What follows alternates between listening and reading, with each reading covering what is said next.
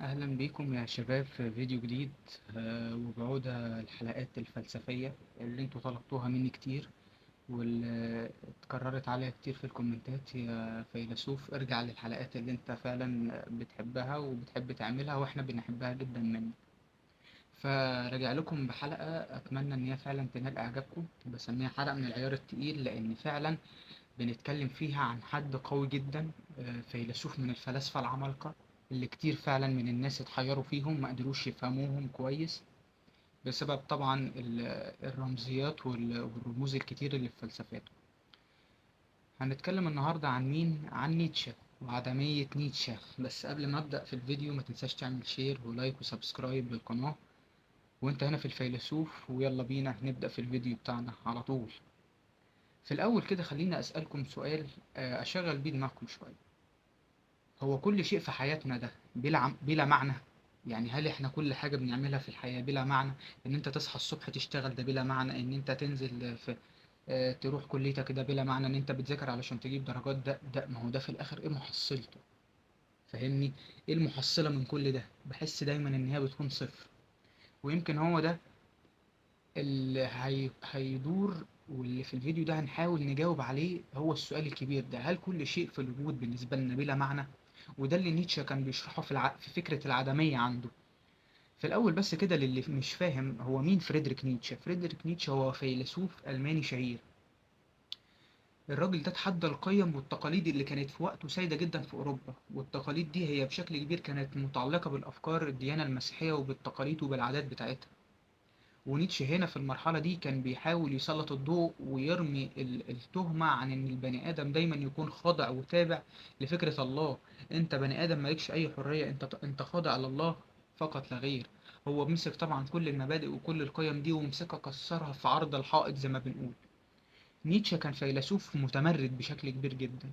في أغلب كتاباته العاطفة هي اللي بتكون مسيطرة على الكتابة.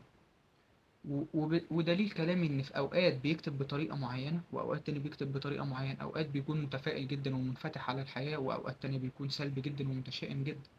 طيب، نيتشه كان برضو بيتكلم في نقطه مهمه يا جماعه، انه اتكلم عن فكره موت الاله او موت الله. قال في كتابه: هكذا تكلم زرادشت، فإن الله قد مات وسقطت معه كل قيود على حرية الإنسان، فأصبح الإنسان حر وحر الإرادة. معناه ايه الكلام ده يا فادي؟ يعني هل نيتشه كده بيقول ان ربنا ده مات؟ طب هو الكلام بتاعه ده يعقل؟ لا طبعا، هو ما كانش يقصد كده يا جماعه. نيتشه اللي عاوز فعلا يفهم فلسفه نيتشه يقرا الاصل اللي هو كتبه طبعا، اللي هي بيست سيلر طبعا وكتب مهمه. لكن في نفس الوقت يحاول يقرا ترجمات لفلاسفه تاني عصروه قدروا يفهموا الرمزيات والفلسفات والمصطلحات المجعلصه اللي هو كان بيتكلم بيها. يعني مثلا على فكره موت الاله دي، نيتشه هنا كانت رمزية صغيرة على ان هو عاوز يوضح انه يا جماعة مش موت الله موت حرفي، لا. موت الله يعني بيدل على انهيار النظام الاخلاقي تماما. النظام الاخلاقي التقليدي اللي معتمد في كل اسسه ومبادئه على المرجعية الدينية. انه الدين هو المرجع الاساسي في الاخلاق بتاعتنا. انه هو بدأ يشاور على حتة انه لا يا جماعة، البني ادم برضو قادر ان هو يكون لنفسه قيمه الخاصة، اخلاقه الخاصة اللي ما بتتعارضش مع مبادئه، وفي نفس الوقت ما بتتعارضش مع الدين، ولكن ما تكونش الفكرة المسيطرة والمهيمنة على الموضوع كله هو الدين. وهي دي النقطة الأساسية اللي نيتشه اتكلم عنها. ننتقل لنقطة تاني، وهي فكرة العدمية. يعني ايه يا فادي العدمية؟ العدمية إن الأخلاق أو الحياة بالنسبة لنيتشه هي بلا هدف أو بلا معنى بالمرة. يعني إيه طيب؟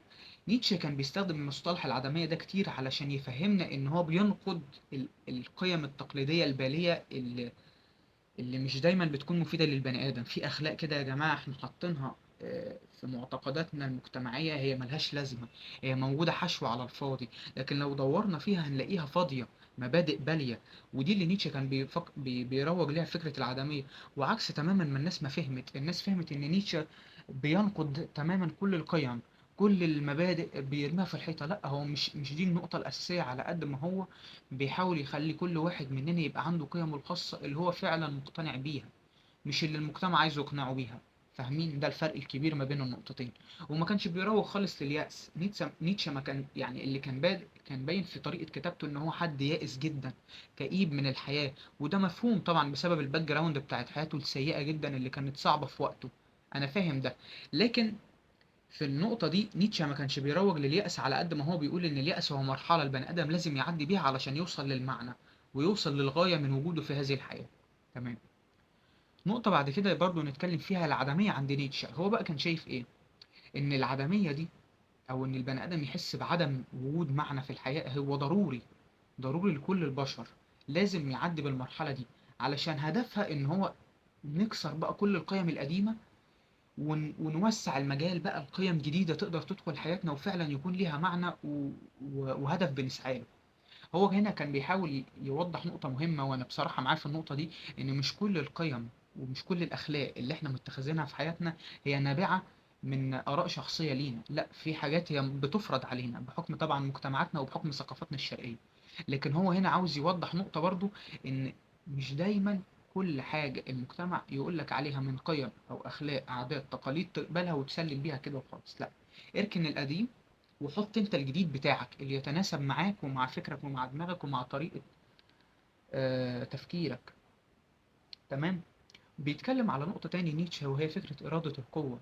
هو كان بيشوف إن الإنسان قادر بإرادته الحرة إنه يخلق قيم ومعنى للحياة. طب إزاي يا فادي؟ من خلال القوة والإبداع. ركز كده فيها شوية، هتلاقي إن البني آدم هو أكتر كائن على وجه الأرض قادر يبدع وقادر يطور ويغير من نفسه. وإحنا لو جينا نشوف إيه هي الحاجة الثابتة الوحيدة اللي في هذا الكون، هو التغيير. التغيير المستمر، واللي انا شايف لغايه دلوقتي ان الانسان قادر يواكبه بقوه. دلوقتي انت البني ادم بيقدر يعمل حاجات عمره ما كان يتخيل زمان ان هو يعملها. هي كده معروفه، البني ادم هو الكائن الوحيد يا شباب اللي قادر ينقل المعلومه للجيل اللي بعده، واللي بعده بيجي بيبدا من حيث انتهى اللي فات. ده البني ادم، هي دي الميزه الوحيده للبني ادم. تمام. كتب نيتشه طبعا المشهوره اللي انا بتكلم فيها هي مثلا هكذا تكلم زرادشت، كتاب محترم جدا انصحكم تقروه. وهومو ايكو. تمام. او هذا الانسان. هومو ايكو مكتوب بالانجلش، للي يعرف طبعا يقرا انجلش فمهم جدا ان انتوا تقروا الكتاب ده. تمام. نيجي لنقطة تانية، النقد والبناء. نيتشه ما كانش بيشجع زي ما قلت لك على اليأس خالص خالص. نيتشه بس كان بيقول ان هو اليأس ضروري في حياة البني ادم علشان بعد اليأس ده يحس بطعم المعنى. فاهمين؟ زي وجود الحاجة بشعورك بناقضها. يعني مثلا تخيل معايا ان كل الدنيا دي نور، عمرك ما هتعرف ايه شكل الضلمة. طب وفي نفس الوقت لو كل الدنيا دي ضلمة، انت عمرك ما هتقدر تميز شكل النور، وهكذا. هو حاول بقى يجمع الآراء والأفكار بتاعته دي، إن هو عاوز يواجه الحقيقة بجراءة وخلق معنى شخصي للحياة. يعني هو بيحاول يخلينا دايما إن كل بني آدم يحس بوجوده لنفسه مش لحد تاني. أنت موجود علشان تحسس نفسك إنك أنت موجود. البني آدم دايما بطبعه بيحس بالفراغ. الفراغ ده هيتملي لما البني آدم يحس إن فعلا ليه قيمة وليه هدف في هذه الحياة، وإن هو فعلا يستحق التقدير. مش لازم تعمل حاجة زيادة عن اللزوم علشان تتقدر. كونك إنسان ده كفيل يخليك تتقدر لوحدك. تمام.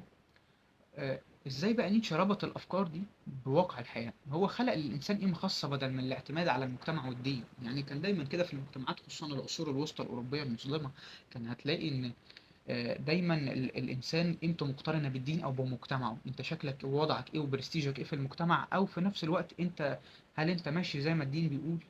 هل انت بتسمع الكلام يعني زي ما بنقوله خلاص؟ ولا ايه الدنيا؟ لا، هو بقى كان بيحاول يربط الافكار بتاعت البني ادمين بالواقع. لا، انا افكاري هي اللي هتعبر عني في الواقع. انا ماليش علاقه بقيود مجتمعيه انت هتحطوها، ماليش علاقه بديانه متبعه انا هتبعها كده وخلاص، والموضوع مسلم بيه وانتهى. لا، انا كل حاجه هقدر افكر فيها، كل حاجه انا هقدر ابتكر فيها، وفي نفس الوقت هتكون بتعبر جدا عني. دي باختصار كده أهم أفكار نيتشه في العالمية يا شباب. فريدريك نيتشه من أتقل وأصعب الفلاسفة اللي أنت ممكن تقرأ عنها. حاولت في الفيديو ده بطريقة بسيطة كده إن أنا أقدم لك فكرة مقتبسة عن عدمية نيتشه. طبعا إحنا كنا في الحلقة عملنا فيديو قبل كده عن نيتشه، كان موضوع غير العدمية. أنصحك برضو تشوفه لأن هو هيقدم لك معلومات محترمة جدا. في الآخر حابب أسألكم سؤال وبرضو رد عليا في الكومنتات تحت. الإنسان قادر على خلق معنى فعلا في عالم بلا إله، ولا لازم وجود لله علشان يكون في سبب لوجود البني آدم. ويمكن ده من أصعب الأسئلة اللي وقف عندها نيتشه. وهستنى رأيكم تحت في الكومنتات. وفي آخر الحلقة أتمنى تكون عجبتكم، وما تنسوش تعملوا شير ولايك وسبسكرايب للقناة. وأشوفكم في فيديو جديد من برنامج الفيلسوف. سلام.